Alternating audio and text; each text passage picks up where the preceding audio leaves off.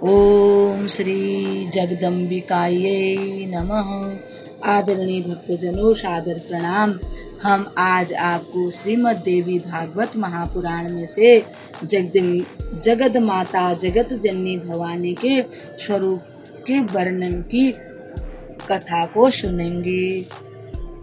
श्री गणेशाय नमः। श्री सरस्वत्यै नमः। श्री सद्गुरुदेवाय नमः। ओम ऐं ह्रीं क्लीं चामुंडाय विचे। आदरणीय भक्तजनों, कल हमने सुना था कि ब्रह्मा जी माता जगदम्बा से पूछते हैं कि हे मातेश्वरी, आपका स्वरूप कैसा है? आप स्त्री हैं या पुरुष हैं? और इस सृष्टि की रचना कौन करता है? इस पूरे ब्रह्मांड में श्रेष्ठ कौन है, यही मैं जानना चाहता हूँ।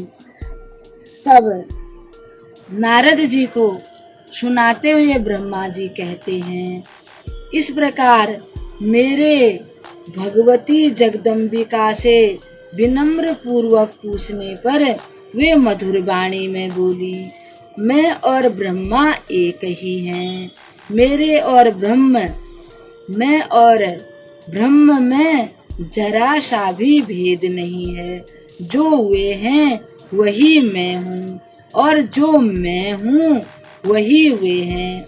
बुद्धि के भ्रम के कारण भेद प्रतीत हो रहा है। इस समस्त जगत में मैं ही व्यापक रूप से स्थित हूँ। सब देवताओं में मैं विभिन्न नामों से प्रसिद्ध हूँ। मैं शक्ति का रूप धारण करके पराक्रम करती हूँ।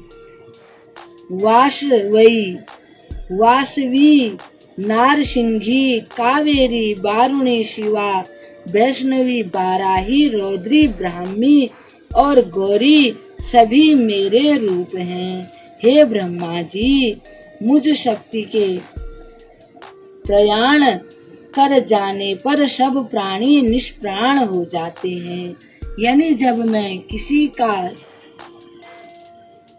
छोड़ देती हूँ, किसी के शरीर में से मैं चली जाती हूँ, तो वे सब निष्प्राण हो जाते, यानी उनकी मृत्यु हो जाती है। हे देवताओं, अब मेरा कार्य सिद्ध करने के लिए विमान पर चढ़कर तुम शीघ्र अपने लोकों को पधारो। तुम लोग अब यहाँ से विमान पर बैठकर शीघ्र पधारो। कोई भी कठिन कार्य उपस्थित होने पर जब भी आप लोग मुझे स्मरण करोगे, याद करोगे, तब मैं उपस्थित हो जाऊंगी, यानी मैं वहीं पर प्रकट हो जाऊंगी।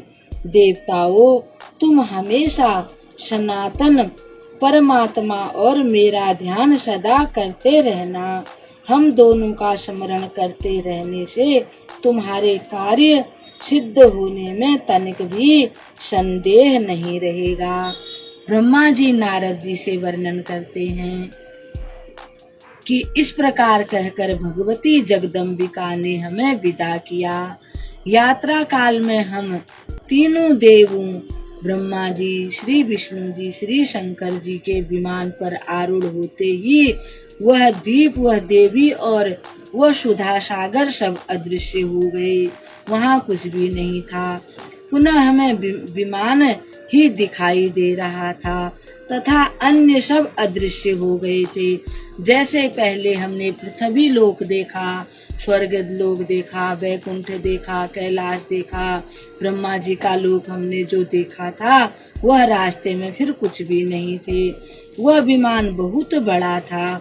उस पर बैठकर हम तीनों कमल के पास पहुँचे, यानी जहाँ से चले थे, जहाँ केवल जल ही जल था और मधु तथा कैढ़व नाम के राक्षस श्री हरि के काल के ग्रास बन चुके थे, यानी उनका नाश हो चुका था, वे मृत्यु को प्राप्त हो चुके थे। इस प्रकार श्री नारद जी को कथा बताते हुए ब्रह्मा जी कहते हैं, अब हम श्री ब्रह्मा जी और श्री नारद जी को प्रणाम करते हुए इस कथा को यहीं पर विराम देते हैं।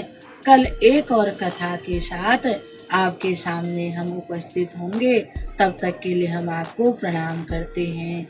ओम श्री जगदम्बिकायै नमः।